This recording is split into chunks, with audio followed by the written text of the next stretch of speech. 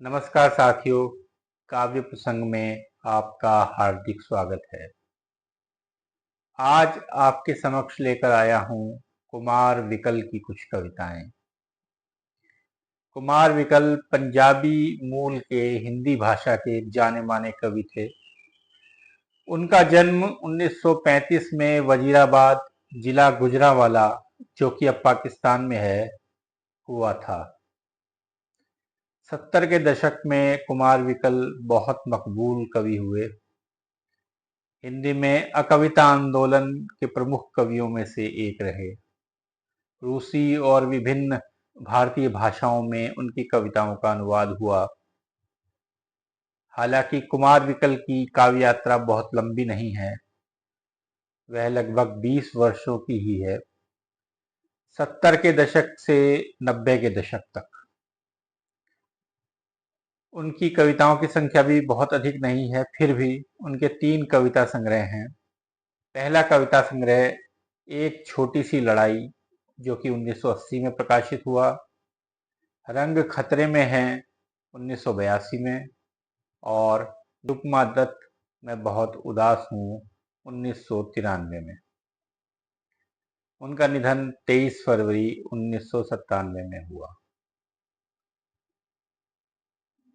उनके विषय में पुस्तक की भूमिका में मैनेजर पांडे कहते हैं, कुमार विकल की काव्य यात्रा छोटी जरूर है, लेकिन सरल और सुविधाजनक नहीं। वे एक ऐसे समय और समाज में कविता लिख रहे थे जिसमें कविता या तो भाषिक छल के सहारे आत्मरति का साधन बनने को अभिशप्त रही है, या फिर निरंतर आत्म बलिदान का माध्यम। यह कोई आश्चर्य की बात नहीं है कि अपनी काव्य यात्रा के कठिन संघर्ष की प्रक्रिया से गुजरते हुए कुमार विकल ने कविता की ज्योति को अपने जीवन की बाती सौंप दी। इन्हीं कुमार विकल की कुछ कविताएं आपके समक्ष लेकर प्रस्तुत हूँ। आइए सुनते हैं कुमार विकल की कविताएं। कविताएं शुरू करने से पहले मेरा निवेदन, काव्य प्रसंग को कविताएं शुरू करने से पहले मेरा निवेदन काव्य प्रसंग को सब्सक्राइब करें, अपने मित्रों के साथ शेयर करें और अपने कमेंट के माध्यम से मुझे अवगत कराएं। इससे हमें और बेहतर होने में बल मिलेगा। शुक्रिया। कविता का शीर्षक है एक पत्र। इस कविता में 27 डाउन नाम से एक संदर्भ है। यह रमेश बख्शी के उपन्यास पर आधारित एक फिल्म का नाम है। निरुपमा दत्त मैं बहुत उदास हूँ, तुम यह शहर छोड़ चुकी हो, फिर भी मैं तुम्हारे आसपास हूँ, तुम्हारी हर दुख घड़ी में, तुम्हारे सीमित सुखों की हर कड़ी में, इस पत्र में। मैं तुम्हारे दुख नहीं दोहराऊंगा, केवल उन सुखों के बारे में जानना चाहूंगा जो तुम अब तक दिल्ली जैसे क्रूर शहर में पा सकी हो, और मैं अपने दुखों की तफसील भी नहीं बताऊंगा जो मैंने तुम्हारी गैर हाजिरी में कमाए हैं और अभी तक किसी को नहीं सुनाए हैं। नीरू, मैं नहीं जानता तुम्हें यह नया शहर कैसा लगता है, लेकिन मैं इतना जरूर जानता हूँ, तुम अपने सारे दुख एक पोटली में बांधकर जान पहचान के लोगों की महफिल में जाती हो, हंसती चहचहाती हो, बहुत से लतीफे और मेरी कविताएं सुनाती हो, और रात गए जब अपनी बरसाती से लौट कर आती हो, अपने दुखों की पोटली खोलकर बहुत रोती हो, और रात रात भर बिल्कुल नहीं सोती हो। उस वक्त कुछ सस्ती किस्म की सिगरेटें ही तुम्हारा सहारा होती हैं, या चंडीगढ़ की कुछ सुखद यादें। एक माँ, एक भाई जो 27 डाउन में यात्रा करने के फैसले कई बार कर चुका है। यदि तुम चाहती हो तुम्हारा भाई इस गाड़ी में कभी नहीं बैठे, तुम चंडीगढ़ लौट आओ, ताकि हम तीनों बहुत से हम कलम लोगों के साथ मिलकर दुखों को कम करने के लिए लड़ सकें, दुखों को कम करने के लिए लड़ सकें। निरुपमा दत्त, मैं बहुत उदास हूँ। कविता का शीर्षक है चंबा की धूप। ठहरो भाई, धूप अभी आएगी, इतने आतुर क्यों हो? आखिर यह चंबा की धूप है, एक पहाड़ी गाय। आराम से आएगी, यहीं कहीं चौगान में घास चरेगी। गद्दी महिलाओं के संग सुस्ताएगी, किलकारी भरते बच्चों के संग खेलेगी। रावी के पानी में तिर जाएगी और खेलकूद के बाद यह सूरज की भूखी बिटिया आटे के पेड़े लेने को हर घर का चूल्हा चौखट चूमेगी और अचानक थक कर दूध बेचकर लौट रहे गुज्जर परिवारों के संग अपनी छोटी सी पीठ पर अंधेरे का बोझ उठाए उधर जिधर से उतरी थी चढ़ जाएगी। यह चंबा की धूप, पहाड़ी गाय। यह चंबा की धूप, पहाड़ी गाय। कविता का शीर्षक है ट्रैफिक के नए कानून। यह कौन है जो अल सुबह अखबार के पन्नों में मुझको दिख जाता है, जो चाय की पहली प्याली से रात की अंतिम क्रिया तक मेरी दिनचर्या में लगभग दनदनाता है। यह कौन है जो नित नई मुद्रा में मुझको नित नए आदेश देता है और ट्रैफिक के नए नियम सिखाता है कि दाएं मत चलो, कि बाएं मत चलो, सड़क के बीच में साइकिल चलाना ही सुरक्षित है। मगर मैं जन्म से बायां, जो बाएं हाथ से खाता हूँ, बाएं हाथ से लिखता हूँ, बाएं हाथ से जीवन के सारे काम करता हूँ और बाएं ही किनारे आज तक साइकिल चलाया है। यह संभव है बिना अभ्यास के।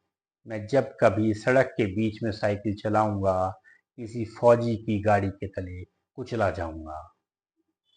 यह कौन है जो इस तरह ट्रैफिक की आड़ ले साधारण आदमी के कत्ल की साजिश बनाता है, मगर मातम सभाओं में झूठे आंसू बहाता है? यह कौन है जो इस तरह ट्रैफिक की आड़ ले साधारण आदमी के कत्ल की साजिश बनाता है, मगर मातम सभाओं में झूठे आंसू बहाता है? यह कौन है? यह किनका पक्षधर है? मैं सब कुछ जानता हूँ, मैं इसके तेवरों को ठीक पहचानता हूँ, मगर मैं अपने कत्ल से डरता हूँ और खामोश रहता हूँ। मगर कोई तो बोलेगा, भयानक मौत के जंगल का सन्नाटा कभी कोई तो तोड़ेगा जो अपने होंठ खोलेगा। आदमी के होंठ जब लंबे समय तक बंद रहते हैं तो ऐसा वक्त आता है कि अपने दांत से वह अपने होंठ काट खाता है। घायल होंठ का वह दर्द तब निश्चय ही बोलेगा, यह जो नागरिक कपड़ों में फौजी ट्रक चलाता है उस साजिश में शामिल है जो चाहती है पूरी आदमियत से कोई ऐसी बात घट जाए कि जिससे आदमी का बायां हाथ ही कट जाए, कि जिससे आदमी का बायां हाथ ही कट जाए। कविता का शीर्षक है एक प्रेम कविता। यह गाड़ी अमृतसर को जाएगी, तुम इसमें बैठ जाओ, मैं तो दिल्ली की गाड़ी पकड़ूंगा। हाँ, यदि तुम चाहो तो मेरे साथ दिल्ली भी चल सकती हो। मैं तुम्हें अपनी नई कविताएं सुनाऊंगा, जिन्हें बाद में तुम अपने दोस्तों को लतीफे कहकर सुना सकती हो। तुम कविता और लतीफे के फर्क को बखूबी जानती हो, लेकिन तुम यह भी जानती हो कि जख्म कैसे बनाया जाता है और नमक कहाँ लगाया जाता है। वैसे मैं अमृतसर भी चल सकता हूँ, वहाँ की नमक मंडी का नमक मुझे खास तौर से अच्छा लगता है, मुझे खास तौर से अच्छा लगता है। कविता का शीर्षक है रंग खतरे में है। ये होली के दिन पर विशेष एक कविता है, रंग खतरे में है। मेरे प्रिय कवि ने कहा था, फूल नहीं रंग बोलते हैं। लेकिन मेरे शहर के किसी भी पार्क में जाकर देखो, ऐसा नहीं है। सिर्फ वही लोग बोलते हैं जो फूलों की पहचान से वंचित हैं और रंगों को गलत ढंग से घोलते हैं।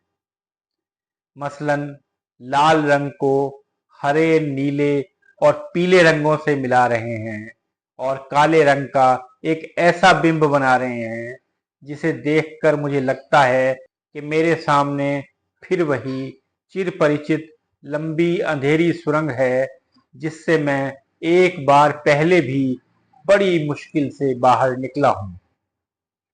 क्या मेरी 19 महीने की लंबी लड़ाई का अंत एक सुरंग से दूसरी सुरंग का अंधेरा है? कहाँ है मेरी आकांक्षाओं के 7 रंग? मेरे सामने तो केवल काले रंग का एक घेरा है। लेकिन वह कह रहे हैं यह सुरंग नहीं। लेकिन वे कह रहे हैं यह सुरंग नहीं, काले बांस से बनी रंगों भरी पिचकारी है। मैं इससे निकलते रंगों को देख नहीं सकता। यह एक रंगांध की लाचारी है। पार्क में होली खेल रहे बच्चों, सुनो। इससे पहले कि तुम्हें भी रंगांध घोषित कर दिया जाए, रंग खेलना छोड़ दो, अपनी पिचकारियां तोड़ दो और चुपके से अपने घरों को लौट जाओ। इधर पार्क में एक नई सुरंग बनाने की तैयारी हो रही है।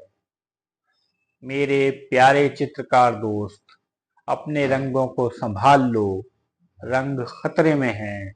इस समय जब रंगों भरी धूप हर फूल पर सो रही है, तुम्हारे सबसे प्रिय रंग के खिलाफ साजिश हो रही है। तुम्हारे सबसे प्रिय रंग के खिलाफ साजिश हो रही है। वह रंग जो तुम्हारी धमनियों में दौड़ता है, जिसकी ताकत से तुम शेष रंगों की पहचान करते हो और इस पहचान से एक नए रंग संसार को रचते हो।